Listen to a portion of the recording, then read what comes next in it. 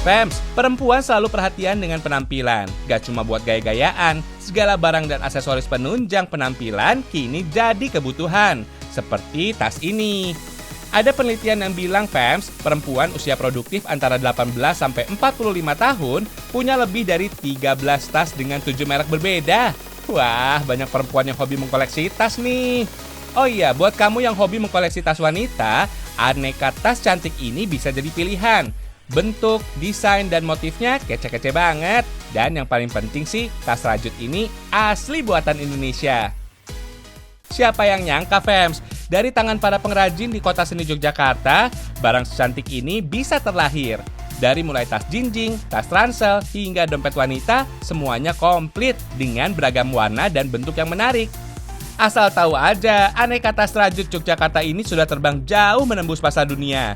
Sebagian negara Eropa, Asia, dan Amerika jadi konsumennya. Wah, keren ya! Di sekitar tahun 1990, kerajinan tas dari Jogja ini berawal dengan bahan baku kulit, Fams. Pada saat itu, segala yang berbahan kulit memang lagi ngetren banget, menjadi karya kerajinan tas di Yogyakarta.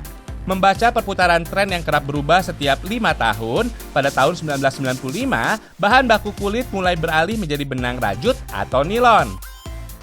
Sebagai proses awal, Fams, bahan kain yang jadi kombinasinya disortir dengan teliti. Setiap senti hamparan kain nggak boleh ada yang terlewati. Cacat sedikit saja, langsung ditandai. Walau jangkauannya luas sampai ke pasar internasional, sebagian besar proses pembuatan tas rajut ini masih dikerjakan handmade, alias minim bantuan mesin.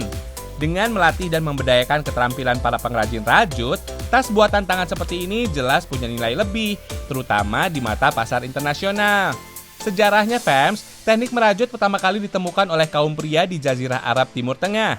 Mereka terbiasa membuat permadani dengan teknik ini. Melalui jalur perdagangan, keterampilan merajut mulai menyebar ke belahan dunia lain. Kalau di Indonesia, teknik merajut dan merenda masuk melalui bangsa Belanda. Dari yang tadinya dikerjakan oleh kaum pria, kini banyak diminati oleh para wanita. Di sini nggak cuma rajutan besarnya aja yang dibuat. Rajutan-rajutan kecil yang menjadi bagian penting supaya tas terlihat cantik juga detail diperhatikan. Lanjut, Fams, rajutan tas mulai dirangkai satu persatu. Pada proses ini juga manual pengerjaannya. Kalau sekarang sih lagi masang bagian bottom alias alas bawah untuk tas rajut. Bahannya tebal dan kuat pemasangannya. Dilem juga, dijahit juga iya. Berikutnya adalah pemotongan bahan kain untuk bagian lapisan dalam tas rajut, Fams. Semuanya detail dan terukur. Maklum deh, konsumennya ada di dalam dan luar negeri. Dari awal itu memang fokus saya di pasar ekspor. Sama sekali saya nggak menjamah pasar dalam negeri. Karena waktu itu ya, bukan waktu sekarang, waktu itu orang Indonesia masih kurang ya. Aku cinta Indonesianya itu masih kurang ya. Jadi mereka masih barang bagus itu barang yang dari luar negeri lah.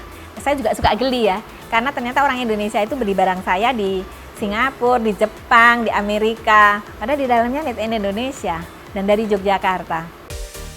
Di tahun 2008 barulah tas rajut produksi dari Yogyakarta ini mulai menjamah pasar dalam negeri juga.